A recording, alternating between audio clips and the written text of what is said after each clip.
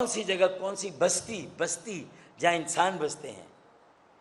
शाहराह फैसल तुम्हारा main corridor, university road तुम्हारा दूसरा कॉरिडोर, शाहराह पाकिस्तान तुम्हारा तीसरा कॉरिडोर, और चौथा तुम्हारा वो जो नाज़ाबाद का, उसका भी कोई नाम है मेरे ख्याल में।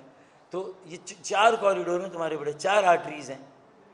है किस पर पानी नहीं खड़ा हुआ?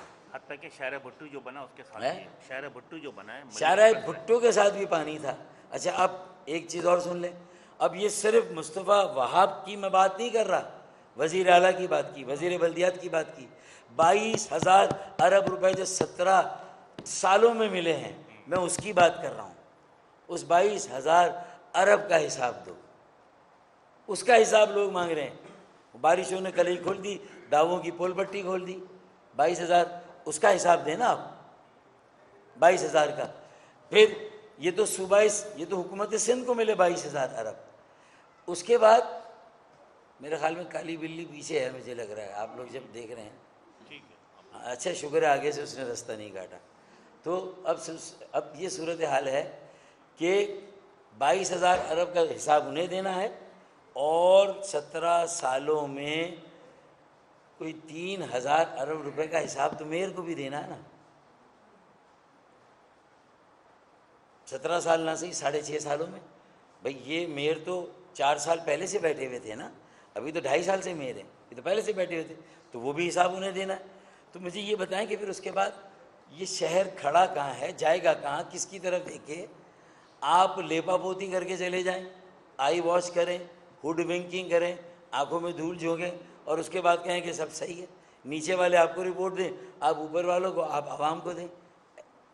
क्या आवाम, अब मेरे मुंह से वो वाली बात नहीं निकलती, वो जो एक गाली होती है कि आवाम को क्या समझाए, वो मैं कहना नहीं चाहता, वो मैं कहना नहीं चाहता।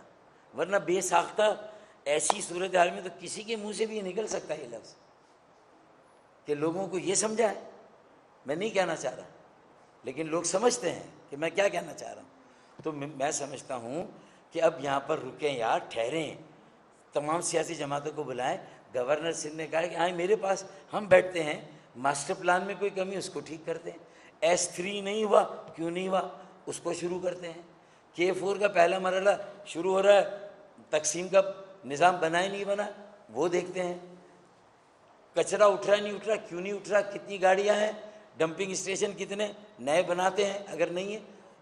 एक डंपिंग स्टेशन है, 5-5 कितने, 6-6 हज़ार, 10-10 हज़ार टन कचरा है, 12-12 हज़ार टन कचरा उठ रहा है, निकल रहा है। उठ कितना रहा है कि वहाँ की कैपेसिटी की बात करो, बढ़ाओ। तो इतने सालों में तुमने क्या किया, तुम्हारे सूबाई हुकूमत ने क्या किया? मरकज़ से पैसे लिए, NFC से पैसे लिए, लेकिन दिए कितने कराची को? तो ये हालात हैं। अब एक बात, ये इसमें सिर्फ पीपल्स पार्टी नहीं है, ये जो मुर्तज़ा वहाब बेचारा जो बुरी तरह फंस गया है इस सारे चक्कर में। जमात इस्लामी किधर है भाई? PTI किधर है?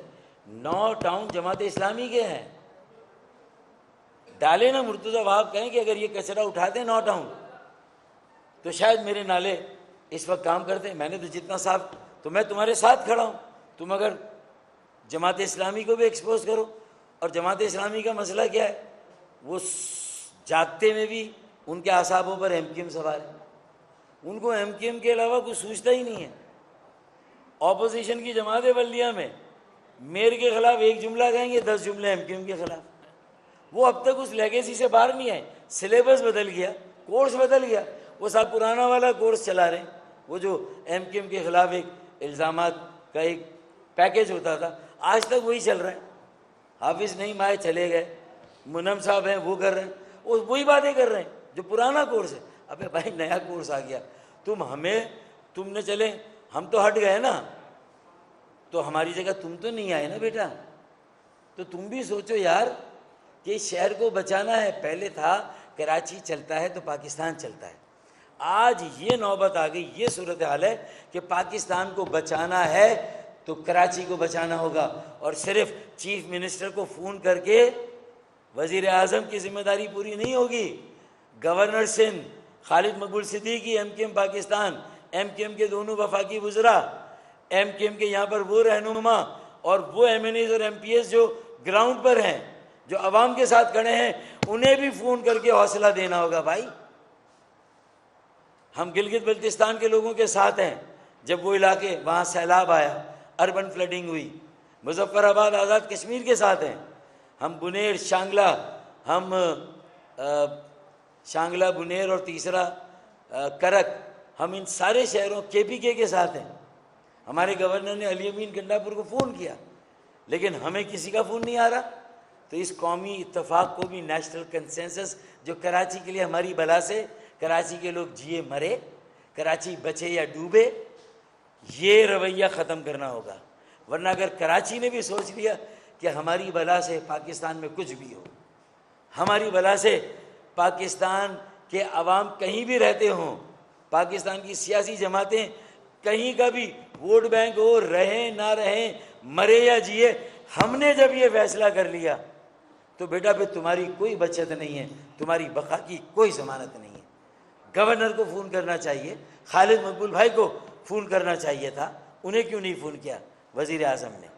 तो ये नहीं है कि इस रिपोर्ट कार्ड में सिर्फ वज़ीर आला, वज़ीर बल्दियात और मुर्तज़ा भाव की बात हो रही है। जमात इस्लामी, पीटीआई के पास भी 3 टाउन है। तुमने क्या उखाड़ लिया भाई? तुमने क्या कर लिया? 3 टाउन ले लिए तुमने, इलेक्शन लड़ लिया, तुमने क्या कर लिया? कौन सा पीपल्स पार्टी को मजबूर करके कौन सा रेन इमरजेंसी सेंटर कायम किया? भाई देखें, बारिश प्रेडिक्शन थी ना, अनप्रेसिडेंटेड, गैर मामूली, मौसमों की तब्दीली। अबे माहौलियात के माहिर साइंसदान तो चीख रहे हैं ना, और पूरे पाकिस्तान में जो कुछ हो रहा है वो तो तुम्हारे सामने है। इस्लामाबाद में पिंडी में ओले नहीं गोले पड़े थे, गाड़ियों के शीशे टूटे, उनकी छतें नीचे बैठ गई, लोगों की खिड़कियां दरवाजे टूट गए, लोग मर गए। तुम्हारे सामने हालात है। तुमने कौन सा केएमसी के हेड ऑफिस में कहाँ रेन इमरजेंसी सेंटर है, कौन सा मीडिया का दौरा कराया, कौन सी तुमने हॉटलाइन दी कि ये नंबर है, इस पर फ़ोन करेंगे हमारे लोग पहुँचेंगे? ये हमारे 18 टाउन के अफसरान हैं, ये हमारे 7 डिस्ट्रिक्ट के अफसरान हैं, इनकी ये लिस्ट है, ये फ़ोन नंबर है, ये वेबसाइट है रेन इमरजेंसी वेबसाइट। और 40 मिलीमीटर के नाले को रो कैपेसिटी को। अबे तुम अपनी जिम्मेदारियां पूरी करो भाई। तुम रेन इमरजेंसी सेंटर बनाते और बताते इतनी मशीनें कचरा उठाने की, इतने हमारे पास स्कैवेंजर हैं, इतने हमारे पास बॉबकैट हैं, इतने हमारे पास जो पंपिंग मशीनें हैं, इतने हमारे पास एक्सकवेटर हैं, और प्राइवेटली इतने हम खरीद लेंगे। ये वसाइल है। वज़ीर आला ने ये पैसे हमें दिए? बताएं, कोई ऐलान है कि वज़ीर आला ने कोई पैसे केएमसी को दिए हों? कराची है ना। अब इसके अलावा मेरे पास, खालिद मकबूल सिद्दीकी भाई के पास कोई रास्ता और चारा नहीं है कि हम ये मुतालबा करें कि अब कराची को आफतज़दा इलाका डिक्लेयर करें। अब यहाँ फिलंथ्रॉपी, खैरात, फलाही काम भी नीचे जा रहे हैं। ये जेडीसी, सैलानी, छीपा और बाकी जितनी भी ये जो बड़ी एनजीओज़ हैं, आप पूछें कि उनके हैं, एदी, अब्दुल सत्तार एदी, और एक और भी है ना, नहीं यही आपके हैदराबाद के साथ है ना, आलमगीर। तो ये 5 बड़ी एनजीओज़ इसके अलावा भी हैं। आप बताएं, इनके वसाइल सुकड़ रहे हैं क्योंकि सनतें बंद हो गई ना। फिलंथ्रॉपिस्ट, सनतकार, सरमायाकार, ताजिर जो पैसे देता था, आज उसका कारोबार ठप पड़ा है, मईशत का बट्टा बैठा हुआ है। तुमने मराते दी नहीं, तुम कह रहे हो कि हम 37 में पकड़ेंगे जिन्होंने टैक्स नहीं दिया। अबे भाई, टैक्स तो जब देंगे जब आमदनी होगी। अब ताजिरों का जो नुकसान हुआ, उनकी दुकानों मार्केटों में पानी गया, उसको कौन पूरा करेगा? रेडी वाले जो हैं, वो फ्रूट वाले, उनका नुकसान कौन पूरा करेगा? जो लोगों के घरों में पानी आ गया, उनके नुकसान को कौन पूरा करेगा? कोई पैकेज है? कराची रेन इफेक्टिव पैकेज है कोई? कराची रेन इमरजेंसी सेंटर नहीं है, ना वज़ीर आला हाउस में, ना मेयर हाउस में केएमसी में, ना कोई रेन रिलीफ फंड, कोई नहीं है, कोई ऐलान नहीं, कोई पैकेज नहीं। तो हो गया ना लावारिस, हो गया ना सिंध से अलग, कर दिया ना सिंध से अलग। अपने रवैये से, अपनी पॉलिसी से, अपनी बेहसी से अपने तासुब से, अपनी नाइंसाफी से, सोतेली माँ से बदतर रवैये से कर दिया ना कराची को अलग तुमने।